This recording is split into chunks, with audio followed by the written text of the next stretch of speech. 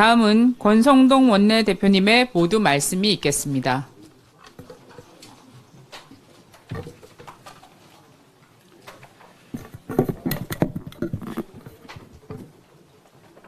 지난주 목요일 원내대표 사퇴 의사를 표명하고 새 원내대표가 선출될 때까지 가급적 말을 아끼고자 했습니다. 우리 의원님들에 대한 예의이기도 하지만 새 정부가 정말 나라와 국민을 위해서 잘해주길 바라는 마음에 헌임 기간 중 말을 아끼고 싶었던 마음도 있었습니다. 그런데 오늘 형사 피고인인 이재명 대통령의 공직선거법 위반 사건의 재판 무기한 연기 소식을 듣고 여러 의원님들의 요청에 따라 대여 비판에 조금도 공백이 있어서는 안 되겠다는 심정으로 모두 반원을 공개합니다. 이재명 대통령의 공직선거법 위반 파기환송심을 맡은 서울고법재판부가 재판을 무기한 연기하기로 결정했습니다. 서울고법의 이재권 부장판사는 헌법 제84조에 따른 조치라는 판사 개인의 자의적인 헌법 해석을 단서로 달아놓았습니다. 어떠한 판사가 헌법을 자의적으로 해석할 권한이 있습니까? 어떻게 헌법 제84조를 재판을 대통령 임기 중에 중단해야 한다는 뜻으로 해석할 수가 있습니까? 헌법 제84조는 대통령은 외환 또는 내란의 죄를 범한 경우를 제외하고는 재직 중 형사소출을 받지 아니한다라고 규정하고 있습니다. 즉 소출을 하지 않는다는 뜻입니다. 여러분, 소추가 무엇입니까? 국립국어원 표준국어 대사전에 소추는 형사사건에 대하여 공소를 제기하는 일이라고 적혀 있습니다. 헌법 제84조는 새로운 재판을 위한 대통령의 기소가 불가능하다는 뜻이지 이미 진행 중인 재판을 중단해야 한다는 의미가 아니라는 것은 초등학생도 다 알 수가 있습니다. 대통령의 임기는 5년으로 유한하지만 사법부의 역사는 영원 무궁합니다. 대통령의 임기 초반 권력이 무섭다는 이유로 판사가 스스로 사법부의 독립성을 포기한 셈입니다. 권력의 바람 앞에 미리 알아서 누워버린 서울고법 판사의 판단은 두고두고 사법부의 흑역사로 남을 것입니다. 대통령 권력 앞에 자발적으로 무릎을 꿇은 판사의 이름이 법학 교과서에 두고두고 박제될 것입니다. 이재명 대통령의 대장동, 백현동, 위례 신도시, 성남 FOC 사건 재판의 공판기일이 6월 24일로 지정되어 있습니다. 복화 유형 사건은 준비기일 7월 1일, 불법 대북 송금 사건 재판은 준비기일이 7월 22일로 예정되어 있습니다. 이 사건 담당 판사들은 절대로 공직선거법 파기환송심 재판부와 같은 어리석은 결정을 내리지 않기를 바랍니다. 서울고법은 즉시 헌법 제84조에 대한 자의적인 해석을 처리하길 바랍니다. 아울러 검찰은 항고를 통해서 헌법 제84조에 대한 해석을 대법원에 요청할 것을 촉구합니다. 국민의힘은 이재명 정부의 임기가 끝나는 그 순간까지 서울고법의 부당한 헌법 제84조 해석을 바로잡기 위해 모든 수단을 동원하여 싸우겠습니다. 이와 같은 서울고법 판사의 자발적인 충성에도 불구하고 오늘 민주당 대변인은 이재명 대통령에 대한 재판중지법을 그대로 강행 처리할 계획임을 밝혔습니다. 재판이 5개씩 되다 보니 공직선거법 재판 한 건이 연기된 것만으로는 못내 불안한 모양입니다. 레임 등의 가능성에 대비해 미리 입법 독재의 올가미로 법원의 손발을 묶어두겠다는 것입니다. 오로지 대통령 단 한 사람에게 재판을 중단시키는 특혜를 주는 위인설법의 끝판왕입니다.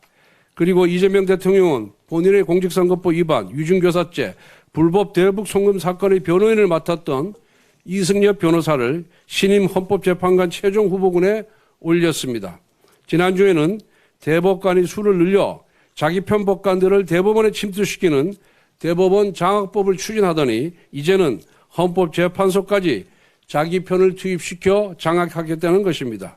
국회를 입법 독재의 도구로 사용했던 것처럼 대법원과 헌법재판소도 사법 독재의 도구로 쓰겠다는 것처럼 보입니다.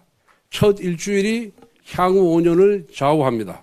안타깝게도 이재명 정부의 출범 첫 일주는 통합도 민생도 아닌 오로지 방탄 독재의 길만 모색하는 모습이었습니다.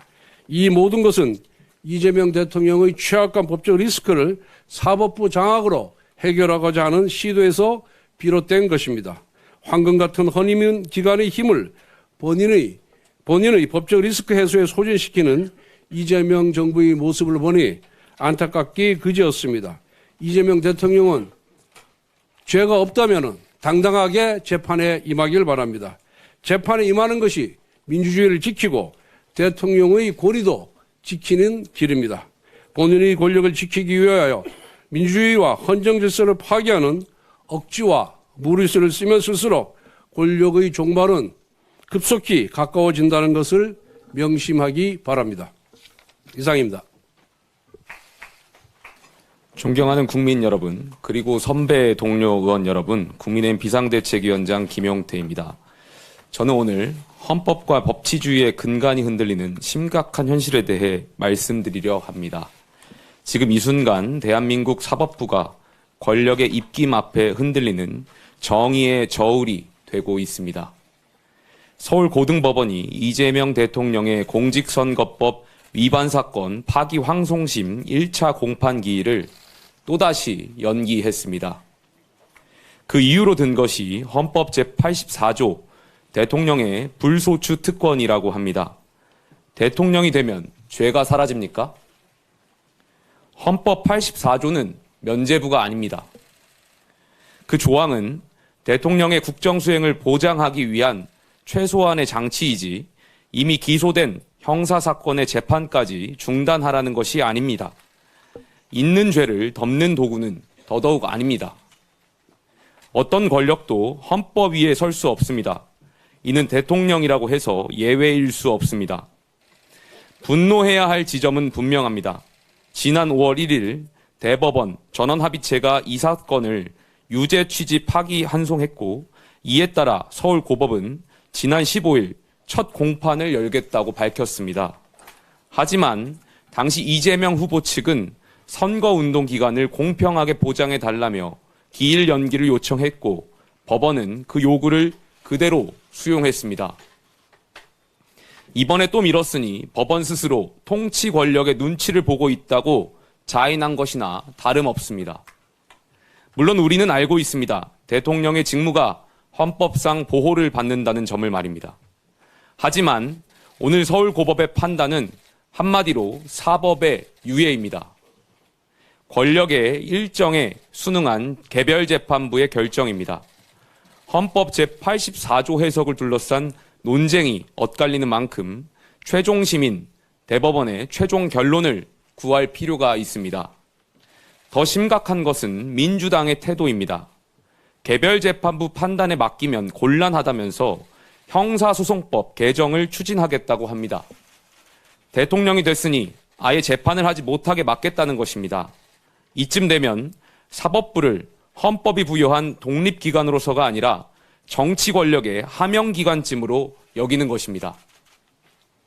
존경하는 국민 여러분, 법 앞에 모든 국민이 평등하다는 헌법 정신이 무너지고 있습니다.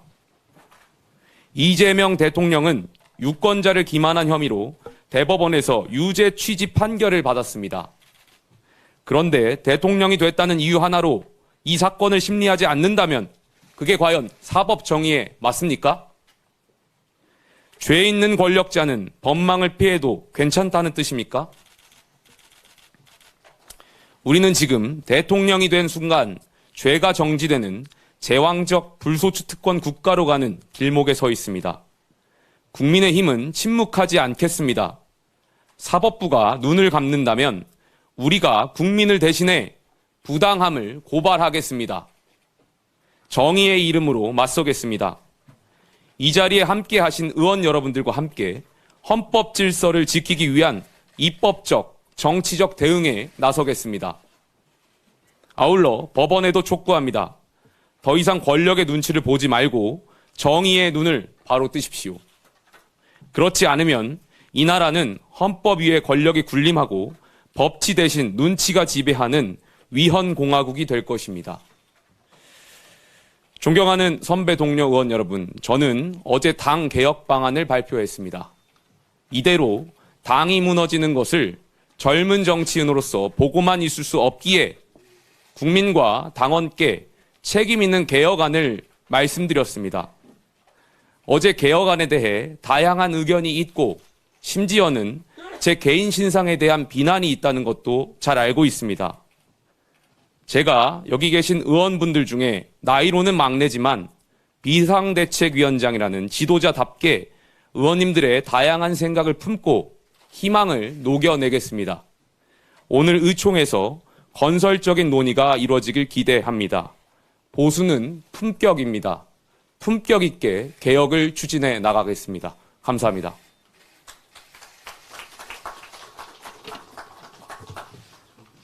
네, 지금부터 비공개로 진행되겠습니다. 언론인님, 보좌진 여러분의 협조를 부탁드리겠습니다.